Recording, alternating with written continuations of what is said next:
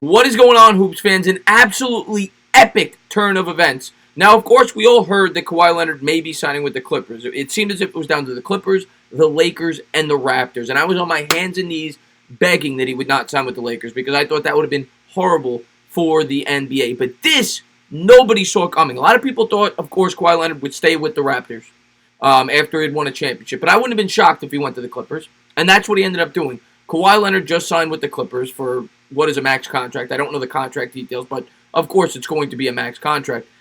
But what nobody saw coming was Paul George, a guy who just signed an extension with the Oklahoma City Thunder last year, demanding a trade to be paired up with Kawhi Leonard on the Clippers, and that's exactly what happened. OKC got a ton back. Now, of course, the contracts had to match. So they took back Shai Alexander, who was the first-round pick last year, along with Danilo Gallinari.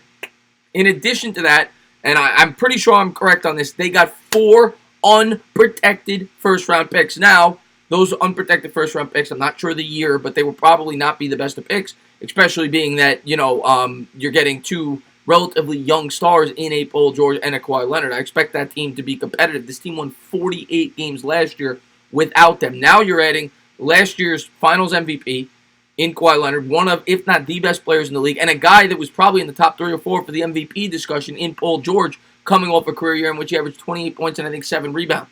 So now LA is going to be rocking. I mean, LA's got LeBron and AD on the Lakers. They've got Kawhi and Paul George on the Clippers.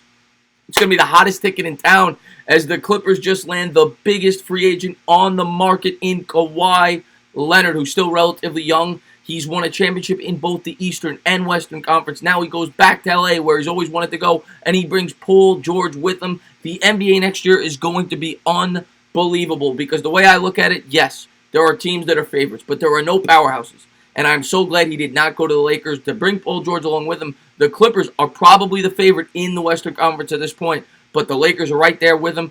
Don't count out the Warriors. Obviously, after acquiring Russell, they still have that pedigree. The Nuggets are still very good. The Blazers are still very good. That Western Conference is going to be a beast. The Utah Jazz, the Eastern Conference, who knows? It's up in the air. The Toronto Raptors obviously just took a huge step backwards. And, they gambled and they won, right? A lot of people thought when they made that trade for Kawhi, it was only going to be a 1-year rental. And that's that's what it ended up being. But they won a championship out of it. So it was obviously a brilliant trade. The Toronto Raptors ended up getting their title. They lost Kawhi, but they knew that was a risk when they made that move. But now the Clippers get 2 of the best players in the league and arguably the best player in Kawhi Leonard, and he brings Paul George with him. I am shocked by this. Not so much the Kawhi news, but the Paul George news. Nobody saw this coming, and Adrian Wojnarowski dropped a bomb at 2 a.m. As always, if you liked what you watched, please subscribe, drop a comment, maybe give me a little thumbs up. Cheers.